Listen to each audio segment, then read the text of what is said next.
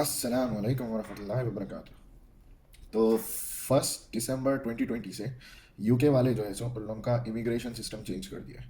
उन्होंने जो है सो अपना इमिग्रेशन सिस्टम चेंज करके पॉइंट्स बेस्ड इमिग्रेशन स्कीम निकाले, which is quite similar to Australia या कनाडा जो करते हैं यूजुअली। अपन ये चीज़ डिस्कस करेंगे कहीं को बोले तो इससे जो है अपने कोई जॉब वीज़ा पे यूके जाना और भी आसान हो गया। शुरू करने से पहले एक 2 मिनट लेंगे अपन, ये हुआ कहीं कोई इसकी बैकग्राउंड डिस्कस करने। ये शुरुआत यहाँ से हुई 2016 में, ब्रेक्सिट इनिशिएट हुआ था।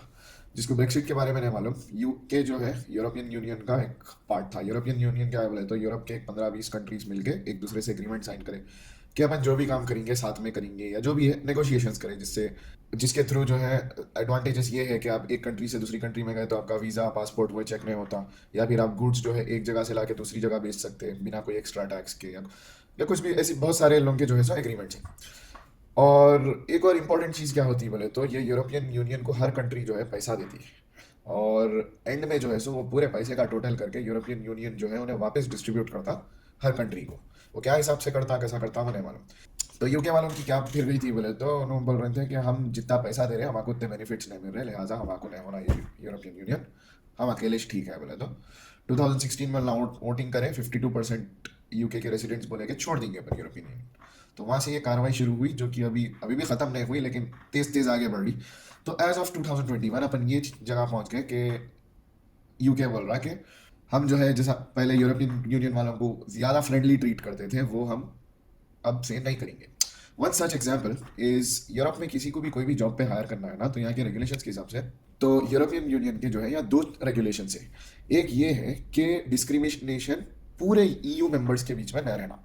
मतलब अगर जर्मनी में एक जॉब खुली ना, एक नेदरलैंड से आके या फिर ग्रीस से आके भी बंदा अप्लाई करा, तो उसका भी जो है सो वैसे ही ऑनर करना जैसा जर्मन बंदे का करते हैं। डिस्क्रिमिनेशन ये नहीं रखना कि पहले जर्मनी वाले को मिलना जॉब, बाद में दूसरे को मिलना, ऐसा नहीं रखना। साथों साथ उनका एक और एग्रीमेंट ये था कि पहले यूरोपियन नेशनल को प्रेफरेंस मिलना और नॉन यूरोपियन नेशनल को प्रेफरेंस नहीं मिलना। तो वो सेम जॉब के लिए समझो एक जर्मनी में जॉब है जिसके लिए ग्रीस का बंदा अप्लाई करा और एक इंडिया का बंदा अप्लाई करा, तो उन्होंने बोल रहे आप पहले ग्रीस वाले बंदे को बुला के उससे इंटरव्यू कराना, उसको एसेस करना, उसके बाद अगर उन्हें असेसमेंट में आपके फेल हो गया तो जब आप जो है सो यूरोपियन यूनियन के बाहर के बंदे को जो है सो बुला सकते हैं। और बहुत सारी चीज़ें थी कि ये जॉब जो है 30 डेज तक ओपन रहना, 30 डेज तक आप आउटसाइडर्स को एंटरटेन नहीं कर सकते, और वगैरह वगैरह बहुत सारे रीजंस थे। अब जो कि यूके ये चीज़ का पार्ट नहीं रहने वाला है, यूरोपियन यूनियन का पार्ट नहीं रहने वाला है, तो यूके वाले बोले जाओ भाई जब हम ये सब क्यों करना, फिर हमारे को टैलेंट की ज़रूरत है, हम ऑल यूरोपियन और नॉन यूरोपियन मेंबर्स को अलाइक ट्रीट करते हैं, we treat both of them alike, तो हम जो है सो प्रेफरेंस नहीं देंगे। तो ये चीज़ के लिए उन लोग का काम कर रहे थे नया इमिग्रेशन सिस्टम लाने के लिए, और वो दिसंबर 1 से शुरू हो गया, जो है पॉइंट्स बेस्ड इमिग्रेशन सिस्टम। तो अब जो है यूके वाले केयर नहीं करते कि आप जॉब के लिए अप्लाई करें तो आप यूरोपियन यूनियन से अप्लाई कर रहे हैं या यूरोपियन यूनियन के बाहर अप्लाई कर रहे हैं। तो अपन क्या करेंगे जल्दी, ये इन लोगों की ऑफिशियल वेबसाइट है gov.uk, इस पे रूल्स आए तो इसको एनालाइज करेंगे। इल्ला क्या बोल रहे हैं बोले तो अगर आपको एज ए स्किल्ड वर्कर काम करना है यूके में तो you need 70 points to be able to apply to work in UK. अब ये 70 पॉइंट्स आपको कैसा ना बोले तो ये इतने सर्कमस्टांसेस दिए समझो, ये अलग अलग रीजंस हैं जिसकी वजह से आपको पॉइंट्स मिल सकते हैं। उसमें से थोड़े पॉइंट्स हैं जो आपको होना ही छोड़ना है, मैंडेटरी है, फर्स्ट थर्ड थ्री वाले, और जो है सो बाकी के जो है ट्रेडेबल है। तो ट्रेडेबल कई को है बोले तो ये देखो 20, 20, 10, 50, 60, 70, 80, 90, 100, 110, 120, 130। अगर आप पूरे चीज़ मीट करें तो 130 पॉइंट्स मिलते हैं, लेकिन आपको खाली 70 होने का है। वो 70 में से लेकिन ये टॉप 3 कंपलसरी है, तो ये टॉप 3 होना ही छोड़ना है। उसके बाद जो है सो आपको ये नीचे के टेबल में से टोटल करके 20 होना है। तो सबसे पहले इंपॉर्टेंट चीज़ क्या है बोले तो आपको जो है सो एक जॉब ऑफर है ना अप्रूव्ड स्पॉन्सर से, ये आप जॉब अप्लाई करे बाद ही जाता। दूसरी चीज़ क्या है, job eight an appropriate skill level. तो ये स्किल लेवल का क्या सीन है बोले तो इन लोग का क्या करे, जितने भी वेरियस काइंड्स ऑफ जॉब रहते हैं नहीं, ब्लू कॉलर वाइट कॉलर या जो भी है, अलग अलग उसके वो टीयर्स बना के रख दिए समझो। तो वो टीयर्स का टेबल तो मैं ढूंढा नहीं अभी, लेकिन फॉर एग्जांपल स्वीपर है समझो, स्वीपर रहा तो एक उसकी लेवल ए है समझो। या फिर बेसिक कुछ तो भी रिसेप्शनिस्ट है तो उसे उन्हें बी है समझो। कई बार स्वीपर है तो आपको कुछ भी लिखना पड़ना नहीं है, रिसेप्शनिस्ट में तो आपको बेरली थोड़ा बहुत लिखना पड़ना रहेगा। वैसे जो उसके ऊपर समझो कुछ तो भी एक एनालिस्ट है कुछ भी तो उसकी सी है, उसके ऊपर जो है सो कुछ भी एक ग्रेजुएट है, इंजीनियर है तो उसकी डी है, एंड सो ऑन। तो ऐसा उन्होंने क्या करे, जितने भी कंट्री में पॉसिबल जॉब्स रहते हैं उन लोगों को कैटेगराइज कर दी। तो मिनिमम वो एक स्किल लेवल की जॉब होना बोल के बोल रहा हूँ। तीसरी चीज़ क्या बोल रहे हो ना, आपकी जो है सो इंग्लिश अच्छी रहना। ये इंग्लिश इन लोग कैसा डिटरमाइन करते हैं बोले तो इन लोग जो है ये दो ही चीज़ों पे या तीन चीज़ों पे बेस करते हैं। एक तो यूजुअली इंग्लिश एग्जाम्स रहते हैं, या तो आपका आईएलटीएस है, टोफेल है, या पूरे एग्जाम्स है, या फिर अगर आप ऑलरेडी आपका पासपोर्ट इंग्लिश स्पीकिंग कंट्री का है, फर्ज करो आप ऑस्ट्रेलियन है या न्यूजीलैंड के है या आयरलैंड के है या अमेरिका के है, तो इन लोगों को क्या है बाय डिफॉल्ट वेव कर देते एग्जाम। तीसरा जो है सो टीयर टू माइग्रेंट मतलब जो यूजुअली आईटी प्रोफेशनल्स या फिर डॉक्टर्स वगैरह जो जॉब के लिए डायरेक्ट अप्लाई करते हैं ना, इन लोग का जो स्पेसिफिक वीज़ा रहता है वो टीयर 2 माइग्रेंट रहता। तो यूजुअली इन लोग को भी जो है सो वेव कर देते हैं एग्जाम को। बोले तो आपको एक आईटी कंपनी के लिए अप्लाई कर रहे हैं, तो गवर्नमेंट वहाँ की अस्यूम कर लेती है कि अरे बंदे को अगर इतनी अच्छी आईटी कंपनी की जॉब है तो ऑलरेडी इंग्लिश आती होंगी ना बोले। और आपके पास अगर ये सब नहीं है तो फिर आप जो है सो एग्जाम लिखना, टोफेल टोफेल लिखना पड़ता, टोफेल या आइल्स समझो।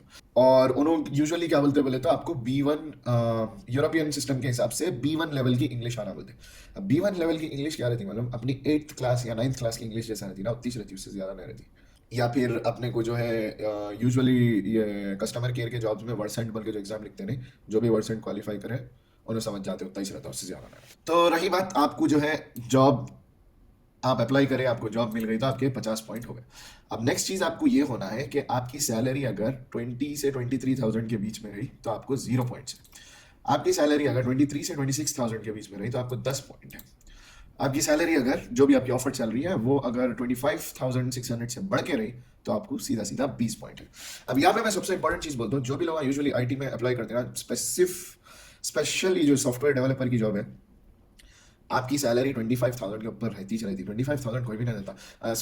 आप लंदन में काम कर रहे हो तो 60-70,000 से कम मिलती नहीं आपको। और अगर आप टॉप कंपनी में, जैसा समझो लंदन में यूजुअली फेसबुक सबसे ज़्यादा देता है, तो फेसबुक में आप लंदन में अप्लाई करें तो आपकी जो है 1,20,000 ऐसा रहती है। तो सैलरी का मसला ही नहीं है आईटी वालों को ये चीज़ में। तो सीधा सीधा आपके यहाँ 20 पॉइंट हो गए, ये जो है ऊपर के 50 हो गए, 70 पॉइंट हो गए, बर्खास्त आराम से आप यूके चल जा सकते। अब बची अगले तीन चीज़ें, वो क्या है बोले तो अगर आपकी जॉब जो है सो शॉर्टेज ऑक्यूपेशन में है। अब ये शॉर्टेज ऑक्यूपेशन देखो, बहरान परेशान हो जाना, ये है देखो शॉर्टेज ऑक्यूपेशन लिस्ट। इसमें ना लिटरली अपनी हर टाइप की इंजीनियरिंग रहती है, civil engineers, mechanical engineers, electrical engineers, electronic engineers, IT, business analyst, architects, normal architects, artist, graphic designers, welding trades, literally जिसको वेल्डिंग करने आता, साइकोलॉजिस्ट, ये मेडिकल के तो पूरे रहते, लिटरली नर्स, अगर आप नर्स भी हैं तो वो शॉर्टेज है यूके में उसका, पैरामेडिक्स, सोशल वर्कर्स। तो इसका फ़ायदा क्या है बोले तो ये जो शॉर्टेज ऑक्यूपेशन है इसके भी 20 पॉइंट है। फर्ज करो आप नॉन आईटी बैकग्राउंड के हैं, आपको यूके में एक ऐसी जॉब मिल रही जिसकी आपकी सैलरी 25,000 से कम है, मतलब आपको अगर यहाँ पे 20 पॉइंट नहीं भी मिल रहे तो जो है सो आपको ये शॉर्टेज की वजह से 20 पॉइंट मिल जाते हैं, तो आपके 70 फिर भी हो जाते हैं। अगर आपका प्रोफेशन ये चीज़ों में से, तो मतलब अपने जितने भी इंजीनियरिंग के हैं ना, अगर आपका इंजीनियरिंग की डिग्री है और आप यूके में इंजीनियरिंग की जॉब ढूंढ लिए तो आपकी सैलरी कितनी भी रहो आपको यूके का वर्क परमिट मिलता। उसके बाद है ये 10 पॉइंट है कि अगर आप करें पीएचडी है तो आपको 10 पॉइंट मिलते, और अगर आप करें पीएचडी स्टेम सब्जेक्ट मतलब science, technology, electronics and mathematics में तो आपको 20 पॉइंट मिलते। ये यूजुअली स्टूडेंट्स जो जाते हैं ना यूके में उन लोगों के लिए काम आता, अल्लाह पढ़ाई कर लिए बाद वहाँ रहने के लिए। जो डायरेक्ट जाना है उनको जॉब होना ही छोड़ना है, तो बिना जॉब के आप पीएचडी भी कर लिए तो आपको जॉब पे ही जाना है। रिसर्च जॉब रह सकती मगर it should still be called a job. तो इतनी थी वीडियो, मेरे को यही बताना था कि ज़बरदस्त स्कीम खुली। तो अगला स्टेप अपन क्या कर सकते हैं बोले तो अपन इसको ना we need to work backwards बोलते हैं।